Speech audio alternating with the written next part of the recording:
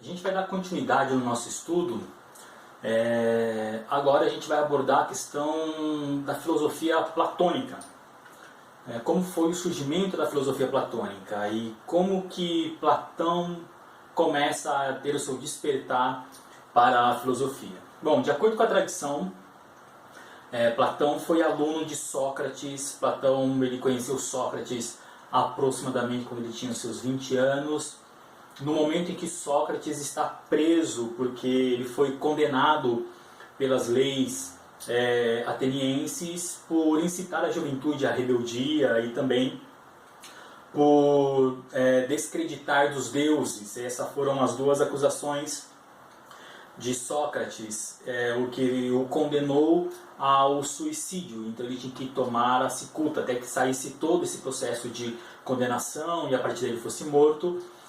Dentro desse espaço de tempo entre o processo de julgamento e a condenação de Sócrates e a morte de Sócrates, é que Platão vai conhecer Sócrates e lá ele tem então um primeiro contato com a filosofia socrática, e ele passa esses dias ouvindo, aprendendo com Sócrates sobre a filosofia. Ele ouve muitas do que Sócrates ensina nesse contexto. Ele escreve até um livro, um diálogo acerca disso. O livro é a Apologia de Sócrates, onde Sócrates faz a sua defesa.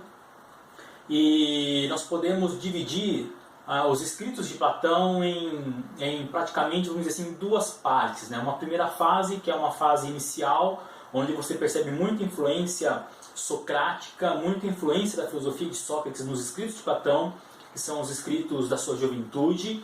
E depois nós temos um segundo grupo de livros, que são os escritos da sua maturidade. Aí já se percebe nos diálogos platônicos ou nos livros de Platão os pensamentos que Sócrates são tanto quanto mais distante, uma produção muito mais autoral de Platão do que influências socráticas em si. Então nós temos dois grupos de livros, dois grupos de diálogos escritos. Ao todo, atribuídos a eles, são 35 diálogos, 35 livros.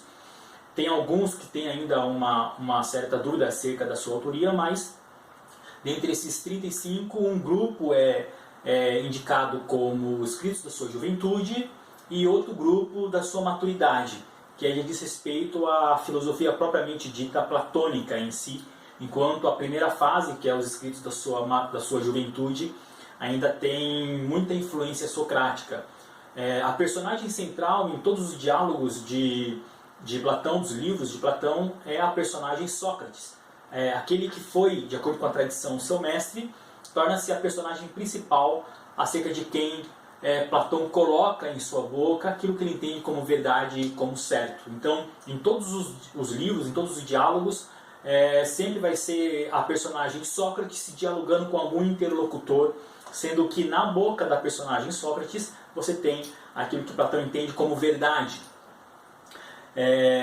Mas a filosofia platônica ele vai para além de toda aquela influência que é a influência socrática, da divisão entre corpo e alma, da busca pelas excelências, pelos fundamentos absolutos, pelas essências absolutas. Platão ele vai beber muito da filosofia que precedeu, né? Daquilo que a gente chama dos pré-socráticos, especificamente de dois personagens que nós já estudamos, que é Parmênides e Heráclito. Nós vimos que no que precede a filosofia platônica, ou a filosofia no que a gente chama de pré-socrática, Sócrates, né, propriamente dita, a filosofia clássica, o que precede é uma discussão acerca das essências, é uma discussão acerca do ser, é uma discussão tanto quanto ontológica, né? Não mais cosmológicas como os primeiros filósofos, a partir de Tales, Anaxímenes, Anaximandro, mas uma filosofia um tanto quanto mais ontológica, ou metafísica, vamos dizer assim. É uma questão que envolve muito a questão do ser e o ser da natureza. Então, o que estava em discussão naquele período entre Parmênides e Heráclito é a respeito da mobilidade do ser ou a imobilidade do ser. Diante da diversidade de seres que nós percebemos e identificamos na natureza, na existência, nas coisas, a pergunta que eles fizeram é: existe um ser ou uma essência que compartilha e fundamenta toda essa diversidade de seres?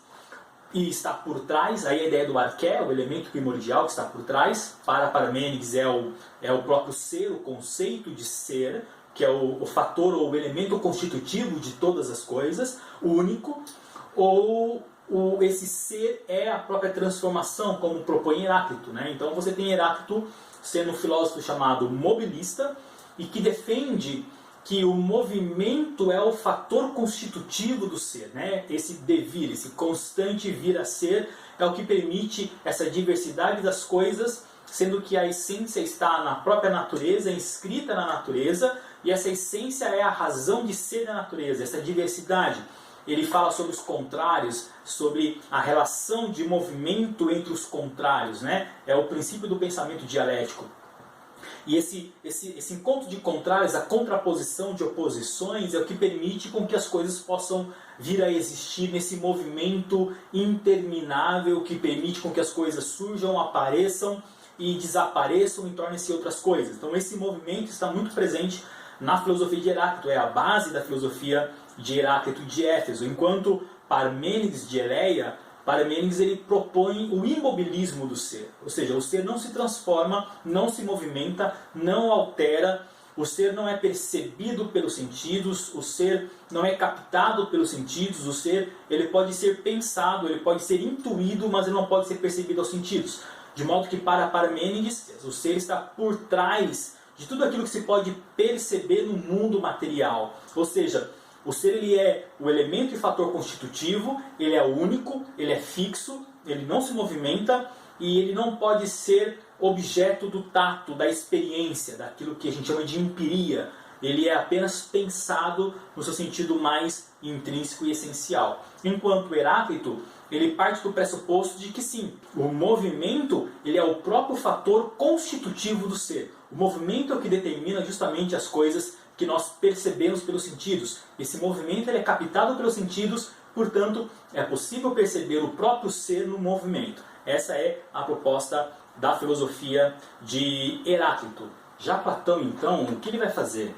Ele vai fazer uma certa harmonização, ou tentar harmonizar, essas duas propostas filosóficas de Parmênides e de Heráclito dentro daquilo que ele vai propor como dualismo platônico. Então, ele vai falar, olha, Parmênides, de Parmênides ele vai abordar, ele vai trazer para a sua filosofia essa contribuição de que o ser ele é fixo, o ser ele é a essência, ele é o fator constitutivo de todas as coisas, ele é o fundamento que está por trás de tudo, e ele é a realidade que pode ser intuída, pode ser pensada, pode ser captada pelo intelecto, certo?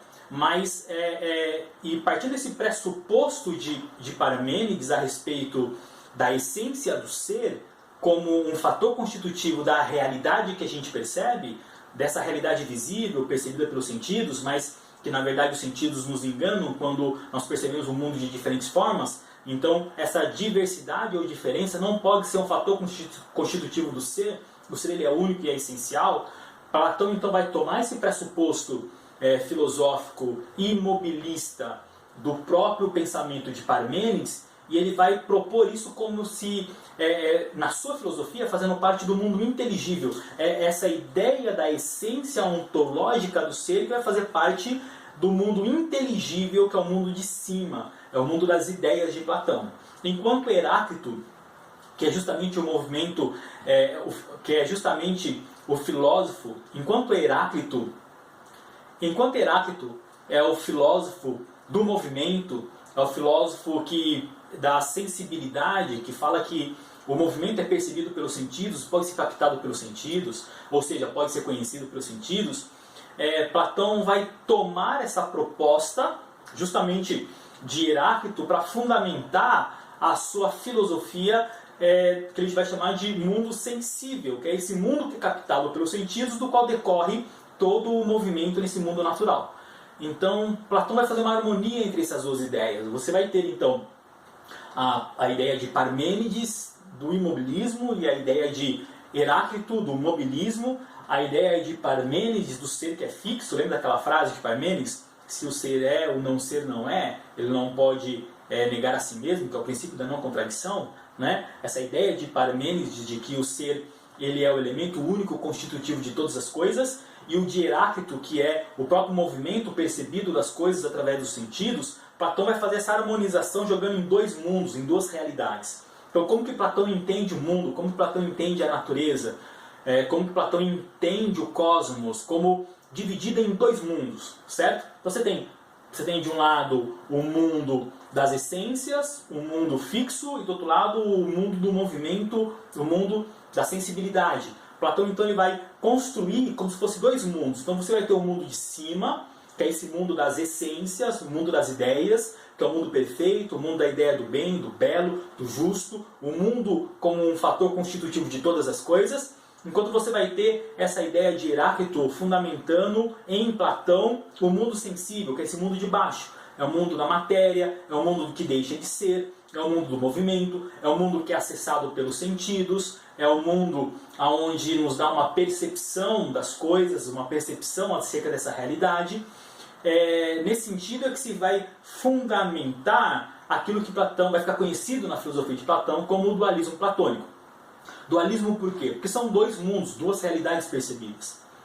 Nós poderíamos, para fins didáticos, para fins de compreensão aqui no nosso estudo, entender que esse dualismo platônico ele se manifesta num pressuposto metafísico, ou seja, duas realidades.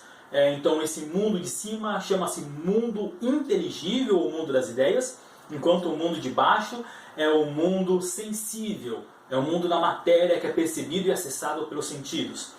Então esse é o a gente chamaria de a dimensão metafísica do dualismo platônico. Então Platão vai falar, olha, esse mundo inteligível, o mundo de cima, vamos ficar por enquanto com o mundo de cima.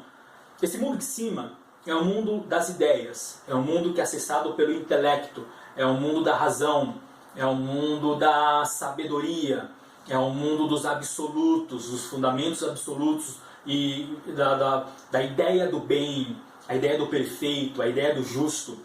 É o mundo das essências, é onde carrega essa ideia das coisas, tudo que pode ser percebido no mundo sensível, ele corresponde a uma ideia no mundo inteligível. Então, se eu encontro cadeira no mundo sensível, é porque essa cadeira que eu encontro no mundo sensível e que corresponde a essa diversidade de cadeiras, diversas formas de cadeiras, mas todas elas carregam uma mesma essência, uma mesma ideia de cadeira. Então, essa diversidade de cadeiras presente nesse mundo natural, acessado e percebido pelos sentidos, corresponde a uma ideia única, uma ideia de cadeira no mundo inteligível, nesse mundo de cima.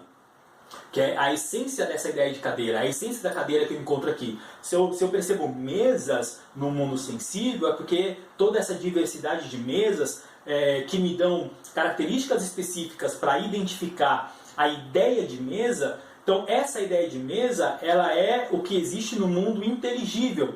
Então essa ideia de mesa é o fator fundamental constitutivo daquilo que nós identificamos no mundo sensível e que se manifesta e se percebe de diversas formas. Então essa é a ideia de Platão.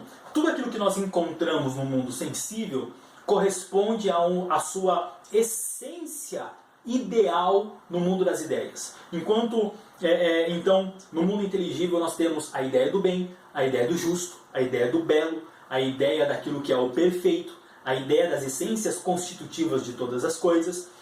Nesse mundo inteligível que habita a sabedoria, o conhecimento, nesse mundo que também habita a eternidade, é um mundo imaterial, é um mundo infinito, é um mundo eterno, é esse mundo de cima, mundo das ideias ou o mundo inteligível de Platão, nessa dimensão que nós estamos falando, na dimensão metafísica.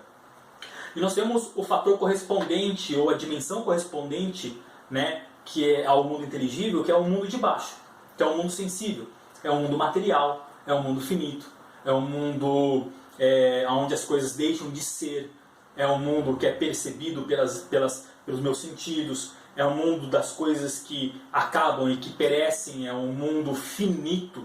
Né? Se o mundo inteligível é um mundo eterno, infinito, aqui é um mundo mortal, finito. Se o mundo inteligível é um mundo imaterial, aqui no mundo sensível é um mundo material.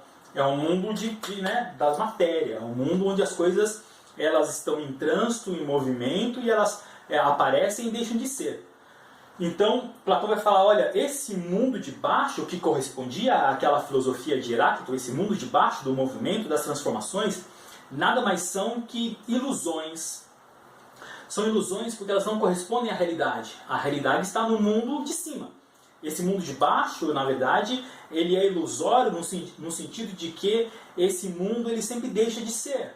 Mas a ideia permanece. Né? A cadeira, uma cadeira de madeira, por exemplo, ela pode quebrar e você pode queimar, e aquela cadeira ela deixa de ser, mas a ideia de cadeira ela permanece. Então esse é um exemplo simples que eu estou te dando, né? Reduzindo literalmente a complexidade do pensamento de Platão a esse exemplo simples, mas para que você possa ter a compreensão dessa dimensão sensível que deixa de ser, mas a ideia que permanece. Então, se nós perdemos no mundo material, nesse mundo da natureza, as coisas podem deixar de ser, e, portanto essas coisas se perdem quando elas se deixam de ser, se desvanecem, perecem, as essências, as ideias permanecem no mundo inteligível, certo?